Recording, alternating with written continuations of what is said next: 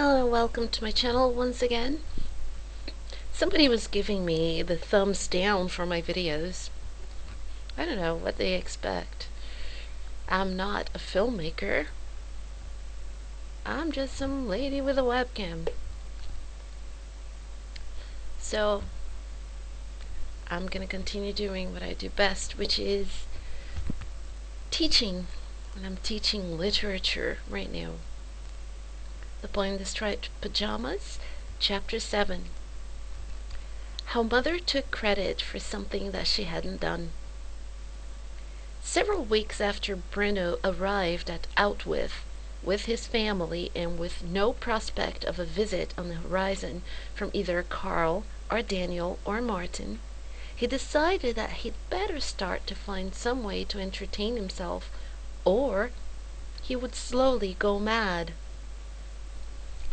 Bruno had only known one person whom he considered to be mad, and that was Herr Roller, a man. Let me go. It's very difficult to read things in PDF. I have to keep clicking up, clicking down to slide the pages. And here the word Herr Father, it's in German. The significance of these words here and there in German, is to create atmosphere. Although the book is being written in English, it is the story of German-speaking people.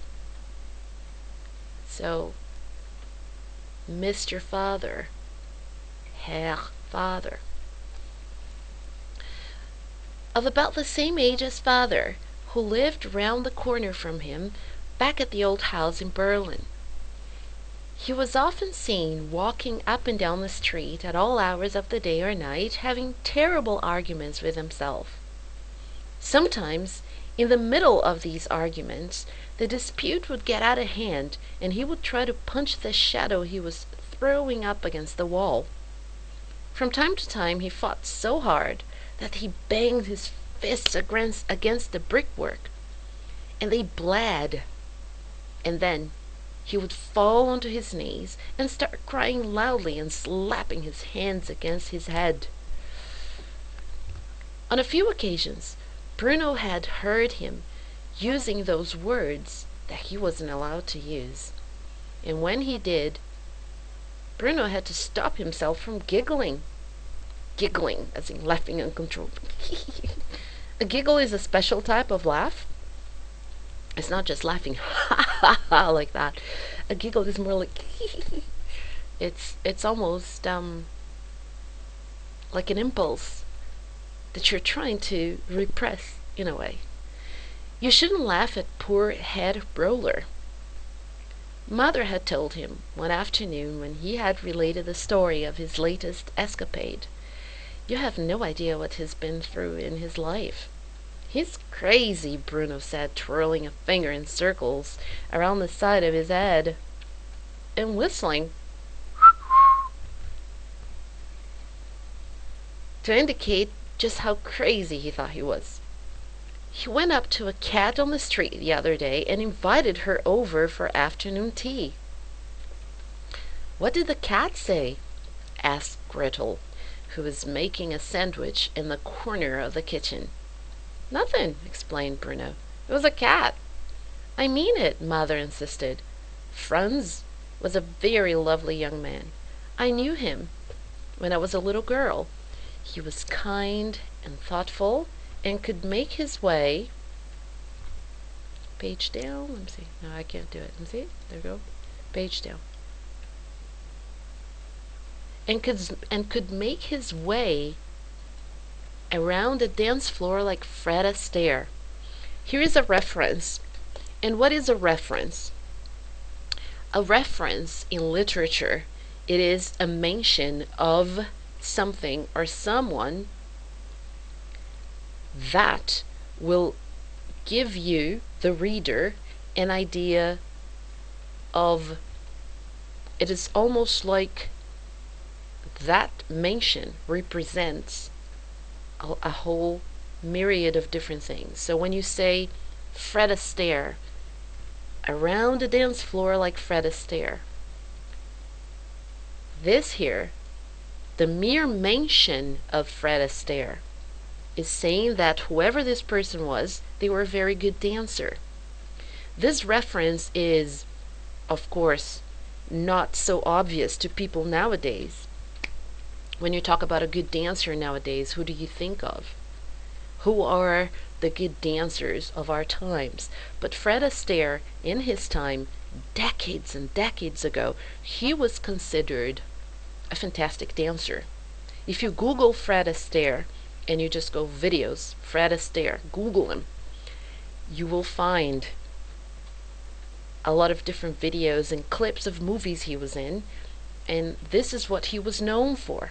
So by comparing this person to Fred Astaire, this is a compliment, and it is, of course, a reference that, unless somebody brings up, most people reading this book in 10th grade, they are 15 years old, 16 years old. They haven't heard of Fred Astaire, perhaps. But Fred Astaire, I wouldn't even have heard of him if it weren't for my father and mother. My father and my mother, they were born in 1944 and 1948, so they grew up watching movies with Fred Astaire, and he told me about him. And as a kid, I was the only child for 10 years until my brother came along, so I sat around adults for a very long time, and my parents, everything they said to me, I listened and I learned from them. And this is one of the things that I learned from them about Fred Astaire. He was a fantastic dancer. So a reference is a mention of something to give you an idea of the qualities of someone in this case, and also in other instances in the book there will be references. For example, earlier there were words in German. This has something to do with the story that's being narrated. The story has happened in Germany, but the book is written in English. But to create that atmosphere, then words in German are inserted. But he suffered a terrible injury during the Great War, an injury to his head, and that's why he behaves as he does now. It is nothing to laugh at. You have no idea of what the young man went through back then. Their suffering. Bruno had only been 6 years old at the time and wasn't quite sure what Mother was referring to. It was many years ago, she explained, when he asked her about it. Before you were born, Franz was one of the young men who fought for us in the trenches. Your father knew him very well back then. I believe they served together. And what happened to him? Asked Bruno. It doesn't matter, said Mother. War is not a fit subject for conversation. How important is this phrase here? Even though the whole background, the whole backdrop, if you will, think of the theater and the background for the theater, where the action takes place. The entire novel, the background for this novel is the war. Yet, Mother says, war is not a fit subject for conversation. So this perhaps explains how come Bruno and the sister had to make the discovery themselves of what was going on at the concentration camp. They weren't told about it. They had to learn themselves. War is not a fit subject for conversation, so they hadn't been taught about this war. They hadn't been told properly about it. I'm afraid we'll be spending too much time talking about it soon. That had been just over 3 years before they all arrived at Outwith, and Bruno hadn't spent much time thinking about Herr Roller in the meantime, but he suddenly became convinced that if he didn't do something sensible, something to put his mind to some use, then before he knew it, he would be wandering around the streets having fights with himself and inviting domestic animals to social occasions too. So he is afraid of the psychological changes that the entire situation living there where he's living, that this would cause to him. Of course, he doesn't know how to explain these things in the same manner. So to him, just using the examples of what he sees around him, that is how he defines everything.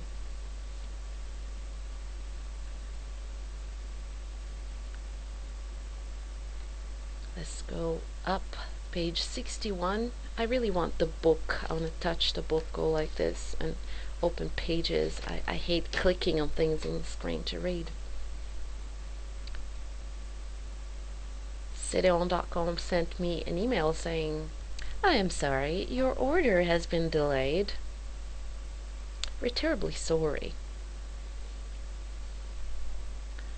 To keep himself entertained, Bruno spent a long Saturday morning and afternoon creating a diversion for himself, or a diversion, if you will. At some distance from the house, on Gretel's side, and impossible to see from his own bedroom window, there was a large oak tree with a very wide trunk, a tall tree with hefty branches, strong enough to support a small boy. It looked so old that Bruno decided it must have been planted at some point in the late Middle Ages, a period he had recently been studying and was finding very interesting, particularly those parts about knights who went off on adventures to foreign lands and discovered something interesting while they were there. There were only two things that Bruno needed to create his new entertainment: some rope and a tire. Now I'm going to talk a little bit about the differences. I will constantly bring it up whenever I make a video like this. The differences between the motion picture that was created based on the Boy in the Striped Pajamas and the book itself. We see this on the screen, and the language, cinematographic language that is shown to us, is all visual audio, with the music, the intensity of the music, the images that you see. Whereas in writing, when you see everything in writing and then you have to create the images in your own mind, whereas a motion picture, everything is presented to you right there on the screen. So people might feel, I'm just gonna watch the movie. Hey, why do I need to read the book? The book has all the details. I'll give you an example of a book that I read when I was 10 years old, 1982, January 1st, 1982. I went to the movie theater with my grandmother, and I'll tell you this was the only time in my entire life I went somebody with my grandmother. So that's why I remember it so well. And we went to see E.T., the Extraterrestrial. I remember loving the movie. I remember feeling so connected with the story. And then I found out there was a book, and I found out that that movie was based on a book. So I went and asked my father for money to buy me a copy, and I read it. When I read the book, I realized that lots of details, especially what goes on in the minds of the characters, and the description of not only the feelings and thoughts of the characters, those things sometimes are not conveyed so well in facial expressions. No matter how good an actor is, it is not the same as reading exactly what was going on in the thoughts of the characters. And I'll tell you why I brought up E.T. the Extraterrestrial. Because I found out in the book that E.T. the Extraterrestrial, he was in love with the mother, Elliot's mother. He was in love with her. He had a tremendous crush on her, and he thought about her romantically, and I didn't know that by watching the movie. I didn't know that. But by reading the book I knew it. So that is the importance of reading the book and watching the movie, and combining these two experiences and not trying to substitute one for another. In the movie, The Boy in the Striped Pajamas, we see this swing being created with a tire, and there is a character named Pavel in the motion picture, and he's the one that makes the swing for Bruno. And we see this, but we do not know what's going on at the back of his mind. We do not know, just by watching that motion picture, that Bruno was feeling, I don't want to go crazy, I want to entertain myself. We just know that he made a swing, and he looked for a tire, and then Pavel gives him a tire, and here you have so much more detail. And I think it's about that time when I want to wrap this up. 17 minutes. There we go.